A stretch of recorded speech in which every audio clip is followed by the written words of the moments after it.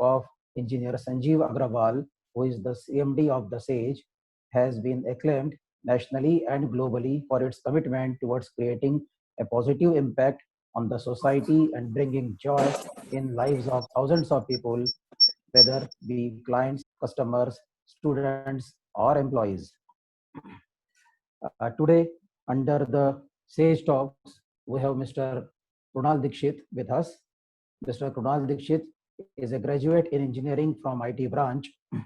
He has a rich experience of more than 18 years, during which he served in top companies in India and abroad.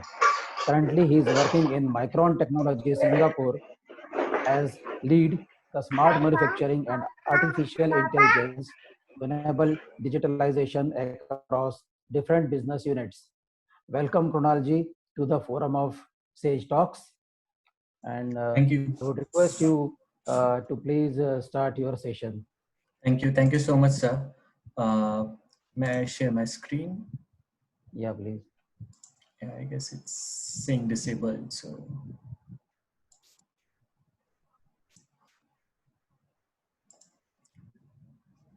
Okay, I guess I'll need permissions to. Yes, sir. Yes, sure, sir. I will give you permission for the screen sharing.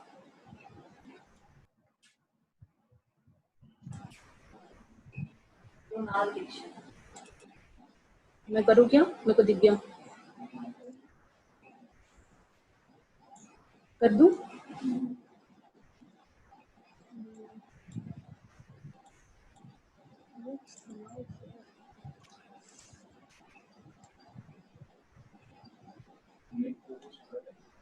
हाँ, host बना दो आप. Host बना दो. Sir, please. Yeah. You are the host now. Now you can share the screen. Thank you so much. Okay. First of all, thank you. Thanks for allowing me to come on this podium and speak about some of my experiences that I've learned over the years in the industry. So just to give you a brief introduction about myself. So my name has been already informed. It's Krunal Dikshit. I'm currently working with Micron Semiconductor Asia Private Limited. That's a semicon manufacturing company. It's not heard by many people, but it's kind of a giant in its area. So if I have to say, that's all kind of memories that you see around your mobile phones, your automobiles, small machineries, most of them have Micron memory. And I'm really proud to be part of Micron because not necessarily we publicize that much, but we are part of almost every product that's around us. So in and all, we are based out of Singapore, and we are actually handling the manufacturing and Industry 4.0 initiatives across the globe for Micron. As part of my job and my job role, I'll try to explain how we leverage this thing. But before that, I will also give you a brief idea or introduction about what is Industry 4.0. So that's the one piece where I'll touch. Second, I'll try to share as much as possible based on my experience, what I have learned and what I have observed, that how we can leverage this Industry 4.0 initiative across different business units. And then we can open up for more kind of an interactive session where if you guys have any questions or queries, we can definitely get into details on the topic. Because in a nutshell, or this topic is quite broad and it covers every single aspect of a business. So I'll try to keep it concise, but please feel free to ask any questions if you have any. So to begin with, I'll just start with what is Industry 4.0. So we all know that over the time, our manufacturing processes has evolved. Even our human behavior has evolved over the time. So if you see from the mechanization point of view, the first revolution was more towards getting steam engines, water powers, wheels and all these things. So that was called as the first revolution. The second one came where we see most kind of a mass production in electricity usage. So like production lines, assembly lines, what it does is it helped us to start bulk productions, optimize our processes, optimize the outputs and throughputs. So that was kind of termed as a second revolution. And then there was a big jump, which was more towards the IT, electronics, and systems automation. We started having bigger machineries that can automate the productions, rather than person sitting on a belt, moving the things from one assembly line or a production line to another line. For example, if we see the car manufacturing, nowadays how the cars are manufactured is, it will just flow on a line, the engine will be manufactured, then it just gets passed on to the another line automatically through electronic switches.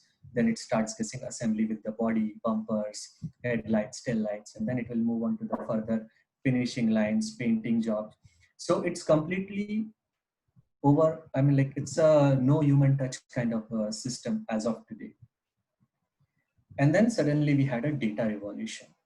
The data revolution was more towards, we had a lot of things in our minds that we can do this, we can do that, but there was no tools, equipments, and technologies which were cheaper enough or cost effective enough that would enable us to make it happen. So the fourth revolution, I'll say, is more towards usage of data, usage of the latest and advanced technologies like cyber systems, robotics. So today we are saying machines which will just move their mechanical hands. But how about that machine has its own intelligence to drive some of the products? So if we are manufacturing something, that machine is intelligent enough to see which part where to assemble. It is self-aware that what is its fault tolerance limits, what are its capabilities, what is its failure points. So this all comes into the fourth revolution, where we see that, okay, it's all connected through Internet of Things, which we very popularly known as IIoT, Internet of Things. So this is more on the Industry 4.0 and smart manufacturing. So what we do within the smart manufacturing or Industry 4.0 revolution is, we try to automate our manufacturing process through robotics. We try to put artificial intelligence in our business processes by collecting the information through manufacturing, passing it to sales, finance, supply chain, procurement, operations, business unit, which can be leveraged in a combination to maximize the profits. At the end of the day, everything is about profits. So this will enable to create, more optimum results, or I should say more clear results on where we should be going, which direction we should be taking to maximize our businesses. Now on the Industry 4.0, there are multiple things that we will be talking about. So like autonomous robots, Internet of Things, which we said, simulations, cybersecurity, system integrations, cloud computing, 3D printing, big data, and augmented reality. I'll touch base on each of this very quickly, so that gives you an idea and background about which technologies can be used where.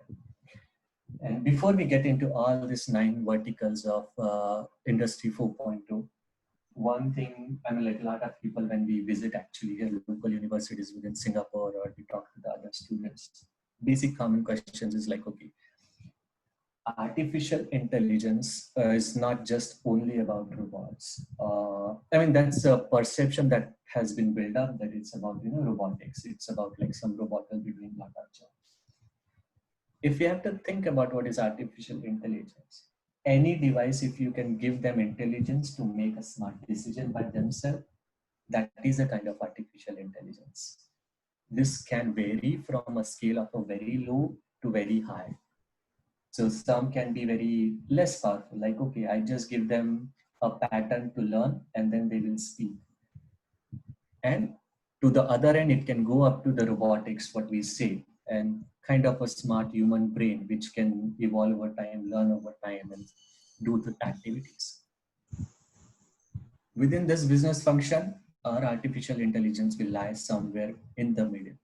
So not extreme robotics. We are not trying to generate something like a human brain, but also we are trying to, it's not even very basic. It's trying to teach you something by its experience or by learning processes. So I'll take a pause here. If anyone has a question or like want to know more on any of these verticals.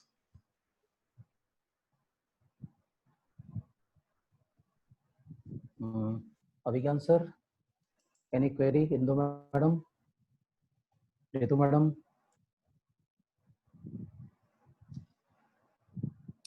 Sir, Okay. So we can take the conversation in the direction which you like, and we can. So I'll pick up on some of these topics in brief, and then you can start on discussion of like, okay, maybe this is the more interesting topic, and we can talk on that more. So the first thing I'll say within the 9 pillars of 4.0 is augmented reality. So what augmented reality is, like today we see the VR goggles. These VR goggles are nothing but augmented reality. It creates a virtual real environment around you so you can practice. Some of real applications of this augmented reality I can tell you is flight simulators. Previously, we used to see the pilots, getting trained in a real aeroplane, going fly, lot of risk involved. It's a new pilot. But now today, they create a simulated environment using augmented reality where they can experience that they are actually flying the aeroplane, but the risk of life, risk of other people is very less. That's one of the application of augmented reality. If I have to see through manufacturing point of view, the augmented reality will suit more like where there are bigger machineries and I have to try to, see which are the points or breaking points in my machine, which I should go and fix. I can generate an augmented reality for that. I can see this is the area which I need to go and touch, I can fix, and then I'm good to go. The other thing is autonomous robots that we talked about. So autonomous robots is, currently we saw that our machineries are just working mechanically, right? So they have a limited motion. They can move from left to right, put one thing from one byte to another thing. But autonomous robots is something different. So they will be actually present there, driving a lot of things on these machines. They can fix the machines when they're about to fail. They can sense it that, okay, this is my breaking point for the machine which is going to appear. Can I switch my production? Suppose I have 3 machines, one machine is getting overloaded. It can sense it, it will start moving it to the other machine. So this kind of artificial intelligence using robotics is on the manufacturing side. The third thing is Internet of Things, which I talked about. So what Internet of Things is nothing but if you see multiple devices that can communicate with each other, that can talk to each other, is an Internet of Things. For example, if you're sitting at home and you can control your television, your lights, your fans, doors, everything using your smartphone, that's nothing but Internet of Things. And we are getting into that direction with, if you see Google Home and other things, you can just use your phones to control almost most of the things in this house today. And how it is possible is everything is now fitted with memories, electronic chips, RFIDs that allows them to communicate with each other. So my ACs can talk to each other, my tube lights, my fans can talk to each other. They can, in terms of signals, in terms of electronic codes. So you can control them remotely. Simulation, that's another thing. It's the most important thing from my point of view because it allows and makes very easy the research and development. Previously, the research and development was a very time-consuming process, right? So it took a lot of time to figure out the math, the theory, and then try to, model that in actual real environment. You'll have to use the real physical equipments to do this. But the simulation piece now allows you to do it on a computer. You can process trillions of data in seconds based on your current devices, which are very cheaper nowadays, the memory, the processors, and everything. And with this big data revolution, the simulation is the fourth piece. Cyber security, that's controlling your data, locking your data. System integration, so which I said, your manufacturing, but not just manufacturing is not the business. You connect your manufacturing with supply chain, procurement, sales, finance, BU. Connecting all these dots is system integration. Cloud computing, decentralizing your information, protecting your information. So just imagine if you have one server on which you keep all the data, tomorrow it crashes, you lose everything. Or there is some events happening like natural disaster. If your data center is gone, how you are going to recover all that information? So the cloud is the new way of processing and storing your data, and which makes it very easy and convenient for all of us. 3D printing is basically, again, if I have some idea in my mind, I want to generate a prototype, I can quickly use my 3D printers, generate a prototype, see whether it will work, it will not work. If it's not gonna work, I can quickly move on. If it works, I can go extend and start maybe into the real production or quality or checks. So these are all 9 pillars on which this Industry 4.0 works. Which pieces are applicable? We have to see, like, okay, what is your business? How relevant it is for your business.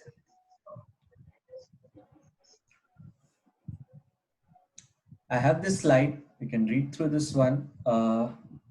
And in the meantime, any questions? If you want to know any topic which sounds more interesting to you, we can discuss more on that. Yeah, Kunal, I would like to ask you something. Yeah, go ahead. Like you have shown here also in your slide. So your voice is actually today cutting it is off. Internet of Things, and with Internet of Things, with so many devices connected, we are also generating a huge amount of data. We talked about big data also. Yeah. So what are the security aspects for this data? I mean, how we can make IoT more secure?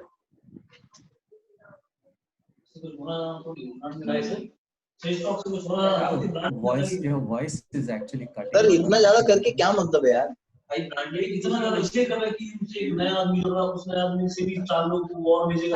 Krunal, किसका mic चालू है? और can I request everyone to please mic बंद कर लें आप अपना? Host, please unmute all the participants. Please mute the participants. Okay, Krunal, you heard my question. I was talking about Internet of Things, and since it is generating so huge amount of data, what are the security, how we can make it more secure? Is anything new technology being developed in this direction? See, security is mostly driven through what are your organization policies, what are the boundaries that you are putting in. Like when you go into the cloud, if you are going into an open and unsecure cloud, of course the information is vulnerable. If you are going to a secure data center, maybe your own setups of clouds or data centers, it's more secure. So it's a decision between cost and comfort. If you are willing to pay more and more costs, you can implement more and more security on this piece. So if I have to go for a less, I would say, less expensive solution, I will have to somehow compromise on some part of security. For today, like we see on the Facebook thing, right? Yeah. It's open, it's free for all. We use all of it. We all like just transact the data on this one, but that data is not necessarily secure. It's been actually recorded. So this is like more personal servers, more personal data centers, or like more, I would say, paid services will be using it will be more secure. So don't you think that since we are heading towards smart cities, smart homes, doesn't it risk the privacy of a person? Since so much of data is there for public, ultimately we are sharing it on a public platform through public networks. Yes, there will be a little bit of risk and vulnerability. but it's up to us, like how we are going to integrate these pieces into our lives, right? So for a smart home, yeah, maybe it's not that risky. If we talk about your financials, your other informations which are currently recorded on your clouds or data servers, it's accessible. There are a lot of efforts going on into increasing and improving the security protocols, but I mean that piece is still under it's still evolving. It's not up to that mark yet, but it's still evolving on that side. Thank you, Pranam. You can continue. Okay, thanks. Kunal sir, myself doctor Nilesh, one question sir. Yeah. Sir जैसे अभी मोदी जी कह रहे हैं आत्मनिर्भर बनाना है अपन को लोगों को, और जैसे मार्केट में र्यूमर भी है कि चाइनीज से बहुत सारी कंपनियां इंडिया में आएंगी, तो जैसे आपकी कंपनी है छोटे इलेक्ट्रॉनिक डिवाइसेस की और सेंसर्स की और माइक्रो चिप्स बनाने की, तो क्या इंडिया में अपॉर्चुनिटीज है इन सब चीजों की? जी बिल्कुल, बहुत अपॉर्चुनिटी है. तो माइक्रॉन एक्चुअली इंडिया में है. माइक्रॉन के अलावा बहुत सारी कंपनीज आज की तारीख में इंडिया मूव कर रही हैं.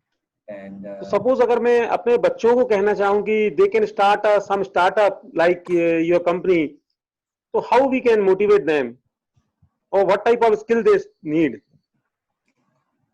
So if you want to encourage them getting into more towards a startup or initiating a business, for a business, I'll say it's all about idea. If you have an idea, Yeah, it's really good. Of course, something like a semiconductor industry, it's a huge investment. So you cannot set up a semiconductor industry as a startup, because the cost of production, right? So when you set up a manufacturing unit for such kind of industry, it's very expensive. It's very big.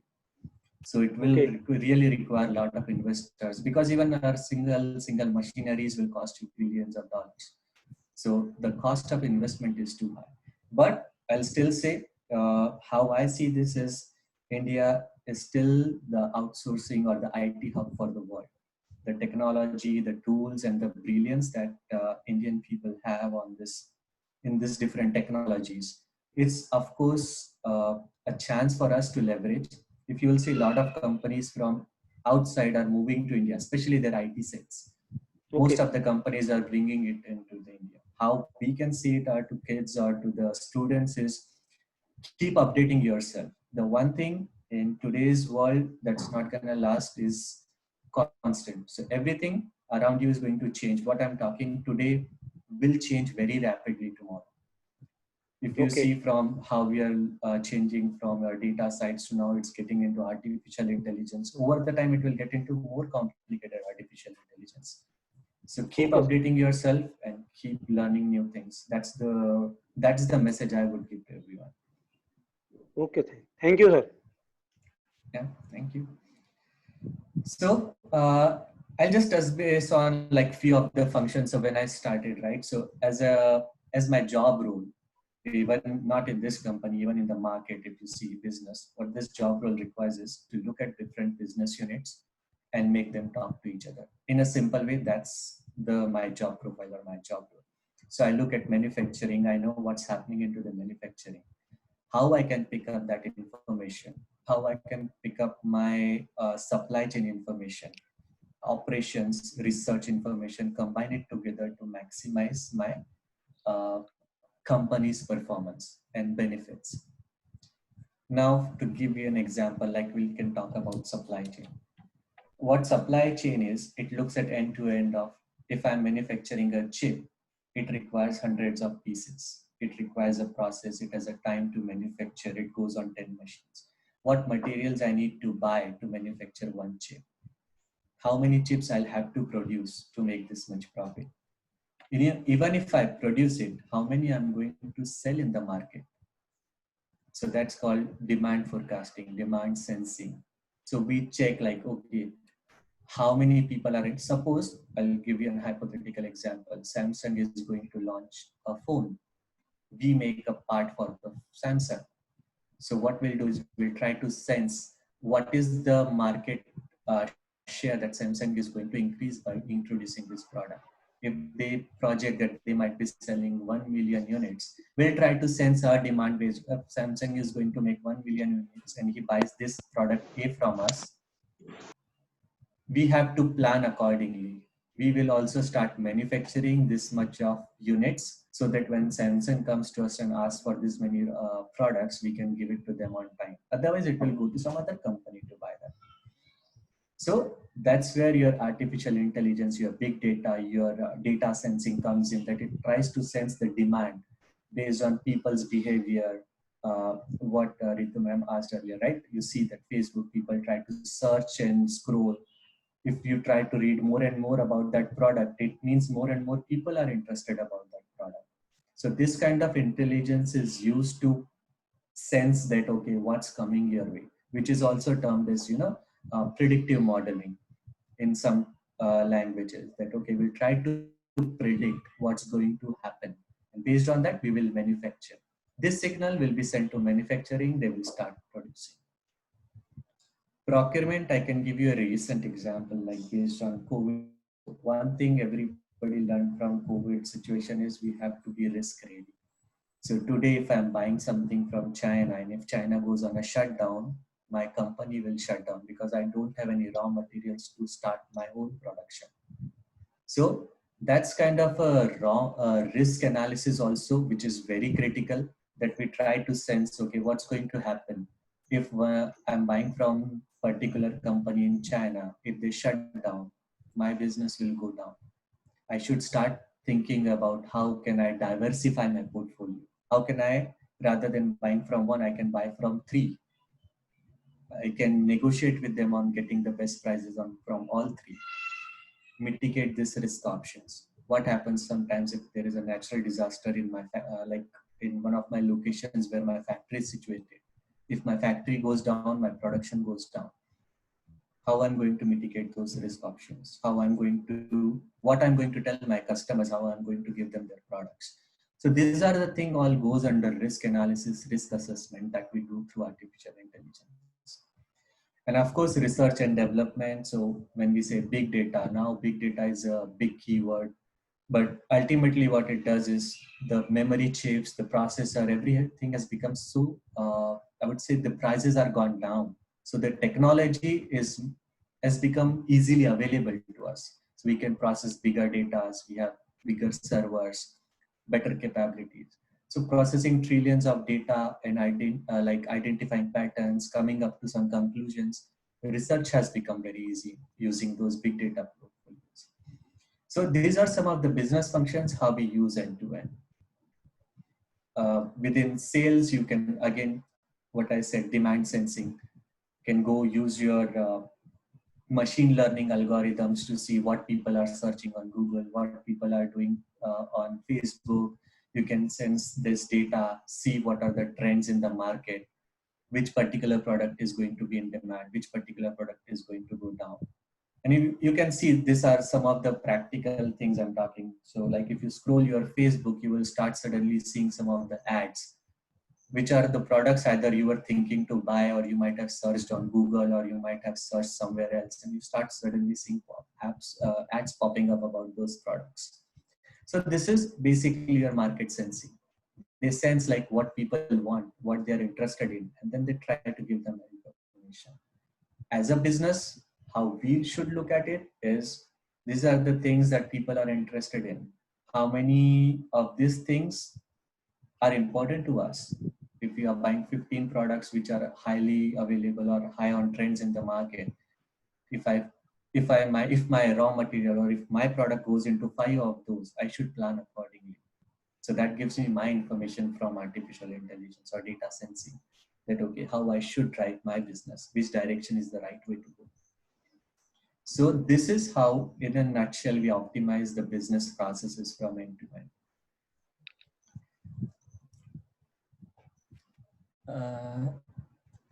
Any other thing that you would like to ask or check?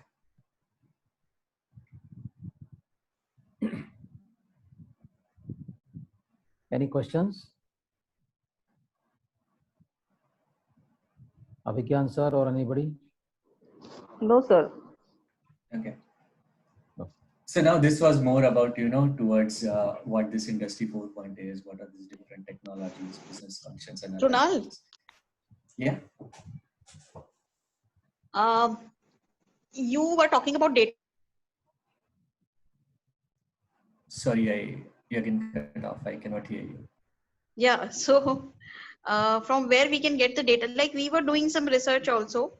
So sometimes it becomes difficult to get the data sets. Data sets about? Like suppose we wanted to do some sentiment analysis and we were looking for some data sets from Twitter. So is there any method to, get these data sets easily, like from Twitter, Facebook? From Twitter, Facebook, they are all paid data. So I mean, like you cannot just leverage those We'll have to because purchase that. what do you even? Yeah, not even purchase, because you also mentioned that there is a risk of personal information loss. So not necessarily you will be able to get the personal information, but if you're looking to do some analysis, there are some sites which will, or even some companies, they give you some sets of data to start use. Like, it might be little bit cleansed, or it might be little bit tweaked. It might not be up to the actual numbers, but there are sites, even from a learning point of view, you can use those data sets. And if you want to collect, if you see some of the data visualization companies like Tableau, Power BI, and all this, you can find on their forums the links to the sites which gives you the data sets. Okay.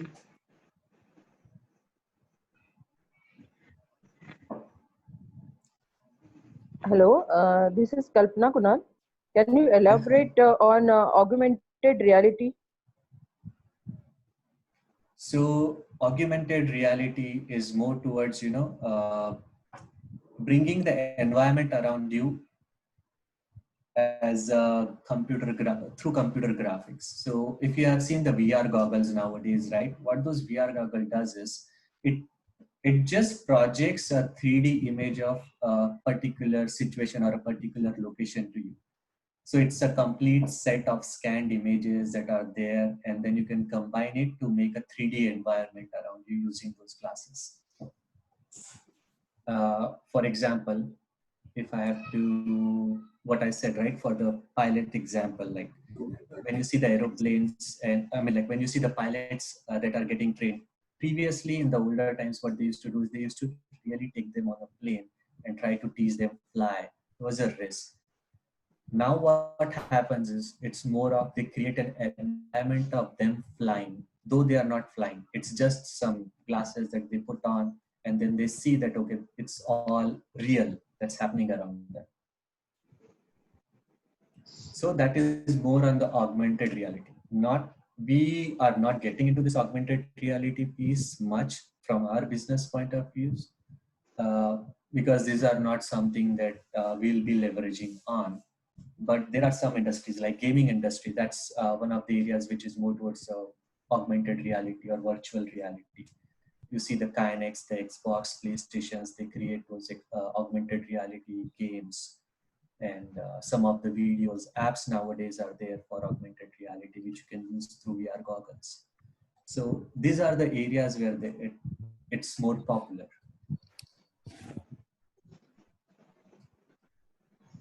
Thank you very much, Kunal.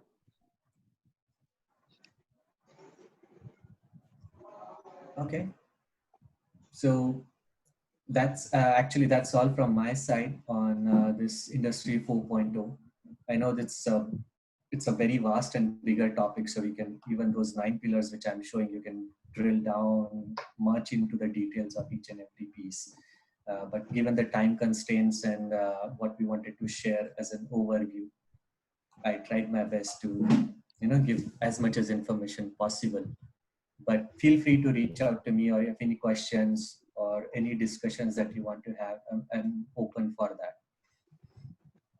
Yeah, Krunal, if you could just share your mail ID, we could actually communicate with you.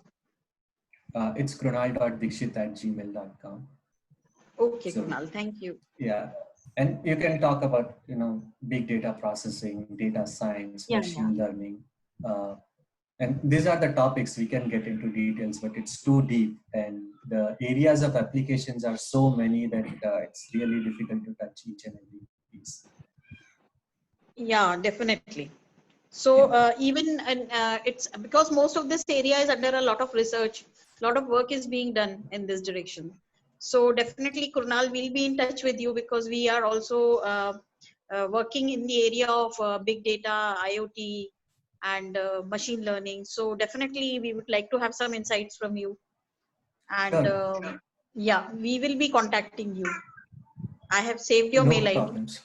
So Yeah, definitely, sure. we will be taking inputs from you. You're most welcome. I'll be happy to help there. Sure. So I think Krunal sir has finished with his lecture. So Indu ma'am, over to you. Who is giving the vote of thanks? Anybody else who would like to ask something? Sir, can you share the 9 pillars of Industry 4 so that we can use this slide to promote among students? What is the importance of Yeah, IoT? sure. I will. I can send you this. And most of the content is courtesy Google because I didn't get time to prepare my own content, but Okay. I can share this slides and images. Thank you, Kunal. Some students have also joined. If they would like to ask anything.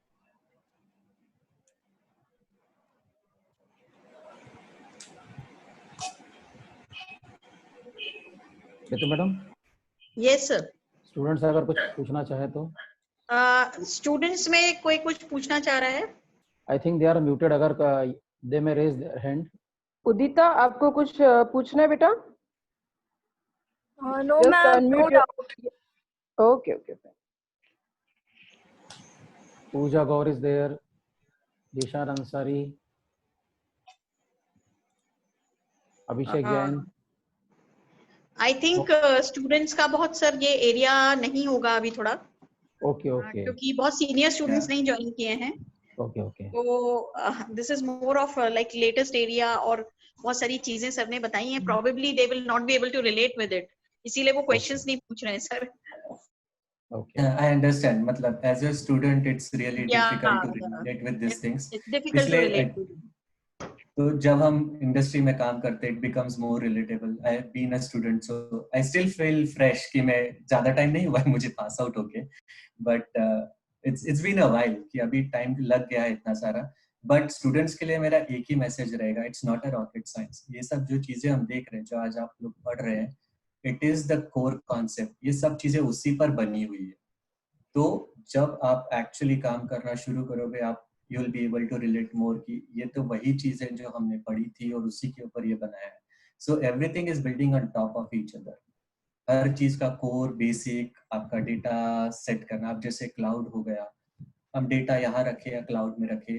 Cloud भी कुछ नहीं है, वो भी एक server ही होता है. It is just उनकी कॉपीज बनाई जाती है अलग अलग. सो आप रिलेट कर सकते हैं, बट इस चीज को एज अ रॉकेट साइंस नहीं है कि ये बहुत कॉम्प्लिकेटेड चीज है.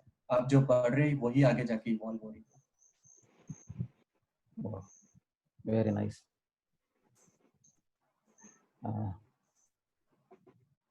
Thank you so much, Kunal sir. Yeah. Zishan. Director, please says few words for today's sage talk. Zeeshan कुछ पूछना चाह रहे हैं क्या? No sir. Okay. Indu madam, certificate sir का? It's ready. Ji.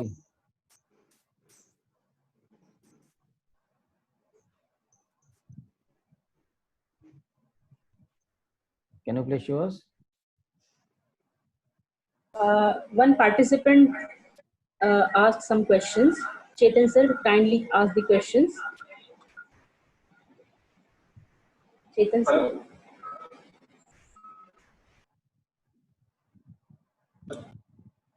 No, Chetan sir, please ask if you have any question.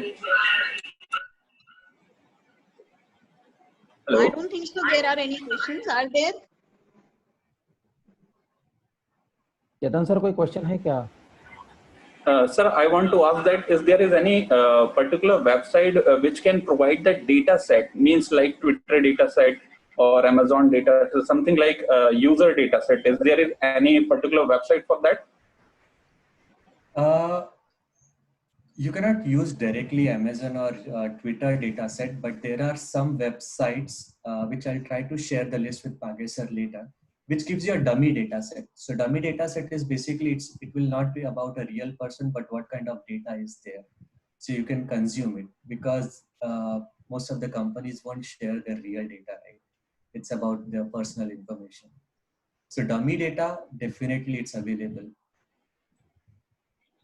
So, sir, this dummy data is useful for training for any particular, in just like if we are using machine learning, so that dummy data set is useful, or we need some actual data of a particular user or a particular pattern of that particular user? Oh, so dummy data is okay, because if you're doing a machine learning algorithm, right, if you're trying to teach or if you're trying to build some machine learning algorithm, you can use the dummy data, because machine learning, what it does is it will use whatever you will feed it, it will try to predict a pattern based on what you have fed it. So if I try to say like, okay, for example, this machine learning, how it will work is today what Amazon will do if you are buying or if you are clicking on a particular shirt again and again, it will sense it that, okay, based on the pattern of behavior, pattern of clicks, this guy is most probably going to buy this shirt. So he will again and again show you it into the ad.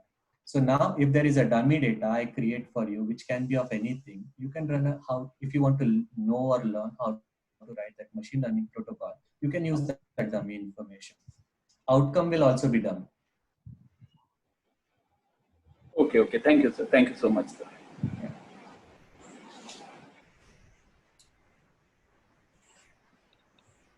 Yeah, Thank you Ritu so much, sir. madam? Yeah.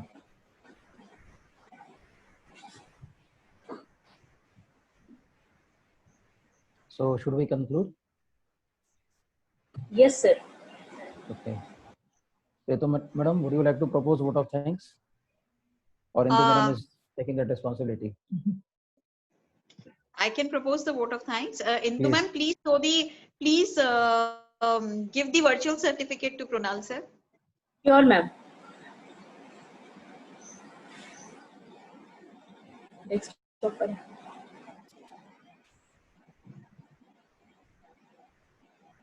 Yes, ma'am, please. Yeah. So Krunal, here is your certificate. A small token of appreciation from SIRTS. Thank you.